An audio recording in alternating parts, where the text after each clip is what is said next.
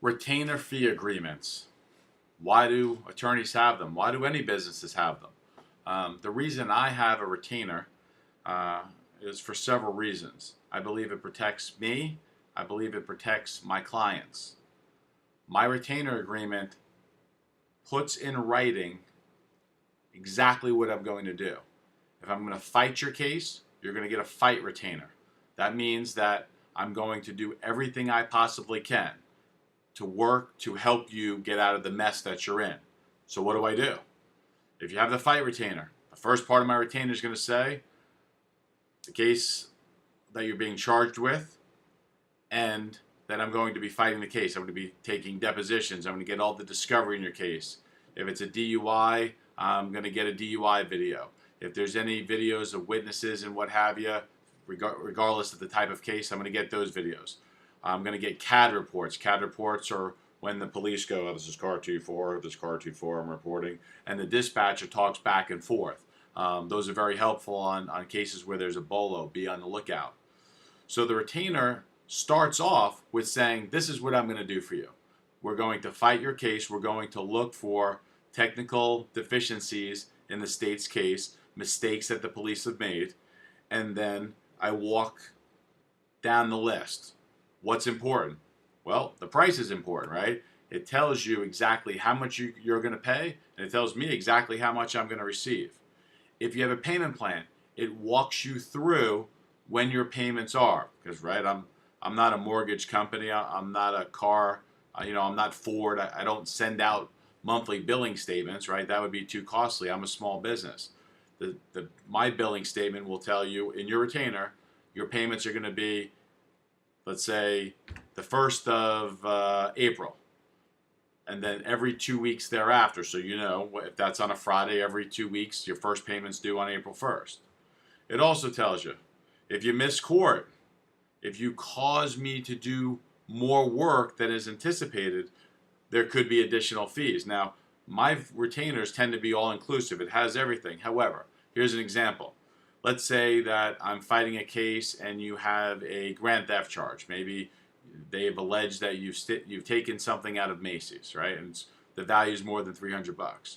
Well, while you're on probation, you now pick up a new charge.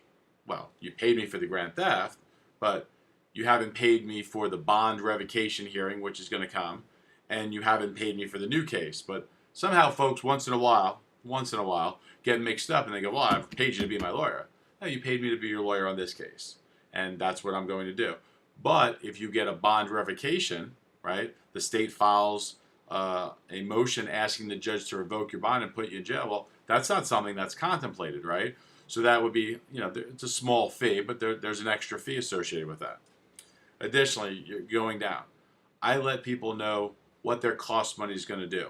Now, cost, right, in the state of Florida for attorneys are monies expended by the attorney on the client's behalf. So, for instance, if I'm taking depositions, I have to hire a court reporter.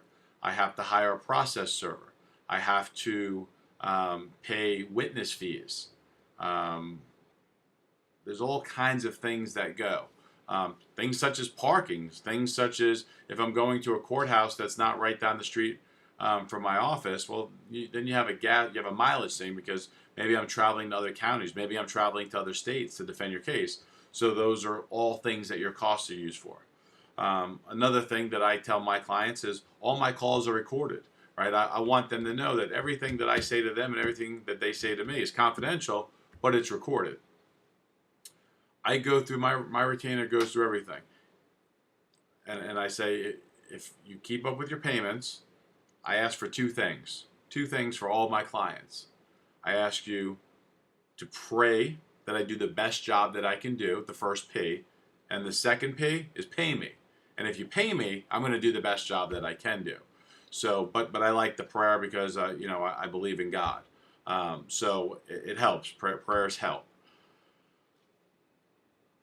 I want to do the case to the best of my ability. Sometimes that means getting someone into a diversion program where the case is going to get dismissed maybe after a couple months or possibly up to a year. Sometimes that's not an option, and I have to be very picky. Sometimes folks go, hey, what's taking so long? Well, I have to coordinate depositions. I have to coordinate with the state attorney's office. I have to receive all the evidence that's against you in the case. Sometimes I have to go to the police station. I have to look at drugs. Sometimes I have to hire a chemist to reweigh marijuana.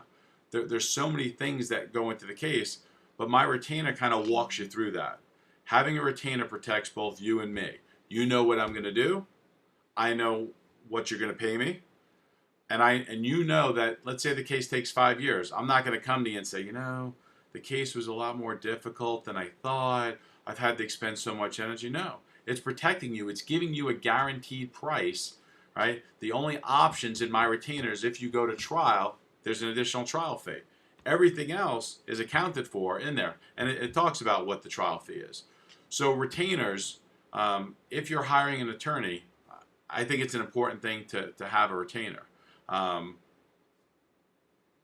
From my side, it helps. I recently got a call a text, and I always tell, don't text. We got to have everything in writing. Send me an email or call me and set an appointment. Hey, I just don't have the money. I can't pay you. Well, there's a contingency in a retainer agreement and in most attorneys agreements. And it's just like the NBA or the NFL or any other sport. If you don't pay, I don't play. I can't be Big Brother. I can't be that voice. I can't be the one fighting for you if I'm not paid, because unfortunately, although I wish I could help everybody, I'm a small army. My office, my law firm is a small army. So the people who pay are at the top of the list. Not to say that I don't help folks out and I haven't extended payments or, I've done cases for free. But again, I'm always quick to point out, I don't want people calling me, they watch a video, oh, what'd you do for free? No, there's public defenders. If you don't have the resources, then there's other attorneys. There's volunteer organizations. And again, I volunteer here and there with my time. But retainers are a positive thing. They protect the client. They protect the attorney. Everything's in writing. There can't be a miscommunication. So if you're going to hire an attorney, I recommend that you have a retainer agreement. Thanks. I'm Roger P. Foley. Thanks for listening. Hope I taught you a little bit about retainer agreements. I don't know how interesting that is, but I felt like talking about it. Thanks so much. Bye-bye.